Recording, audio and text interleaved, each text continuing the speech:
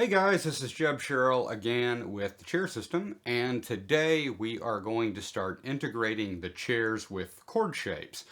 So if you already do the cage system, this is going to be a really good way to integrate the chairs with stuff that you already do. If you're learning this system just from the ground up without other things, this is just going to help you integrate chords and scales, or rather chords and chairs, because I really want you to start looking at these chairs as being the basis for both scales and chords, and kind of looking at them as sort of the same thing, which may make more sense later. But for the moment, hopefully you kind of remember the circle of fifths, lesson. I can say that word, fifths, what a great word, that I taught you using the chair on the low E, which is where you basically just make chords based on all of the notes in a single chair, including that fourth right here, so that you have your three major and three minor chords, which would just go like.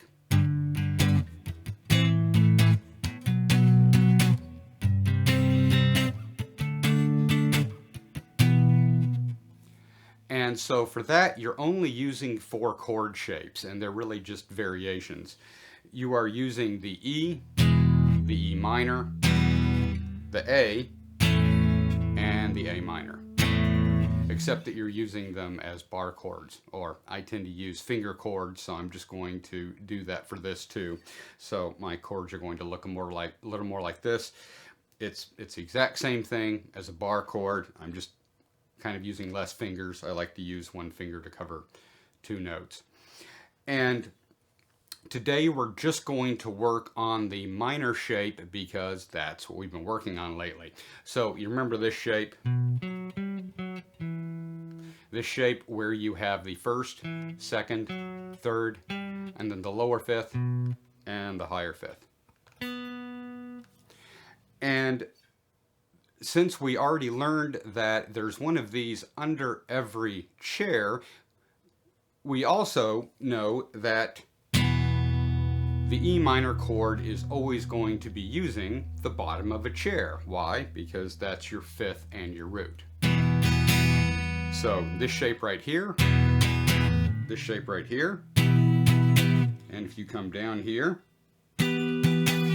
and remember this shape right here, this E minor shape, is the exact same as this right here. You're just doing it down to the 12th fret.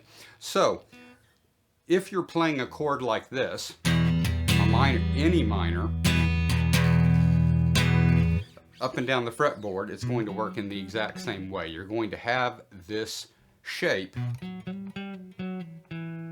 right underneath this finger, or rather these two fingers, if you're doing it down here, and you're doing your bar chord like this, under these two fingers you're going to have your shape.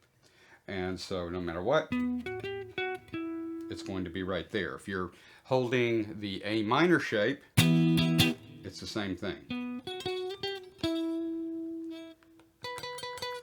Remember that your higher fifth is going to go down one anytime you cross that B string, so.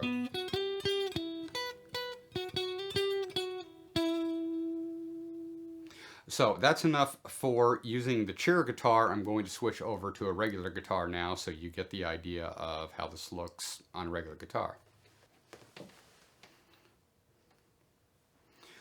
Okay, now obviously when you're playing, you're not going to have those chairs up and down your neck, so it's going to look a lot more like this.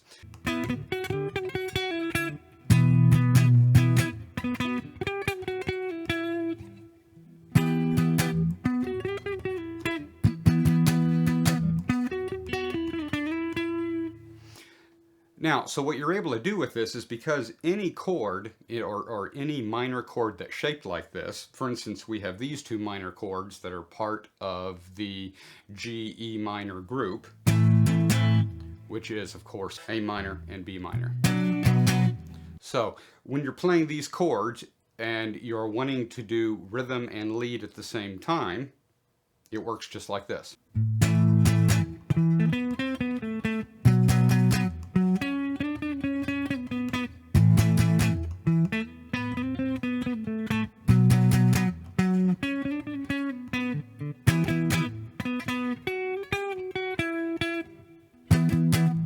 and etc., etc. down the neck.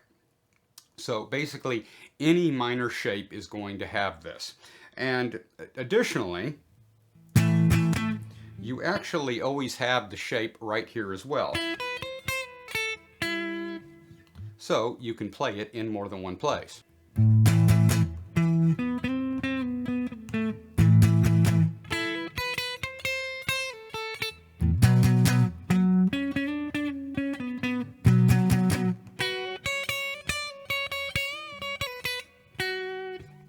Now in the next lesson, I will show you the major version of this, which is just usually one of actually two shapes. I usually use two shapes for major instead of minor, simply because depending on where you are in the fretboard, it doesn't work so well.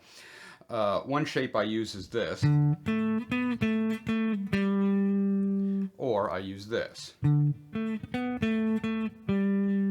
And that shape will also work out of the major chords, just like the minor shape works out of the minor chords.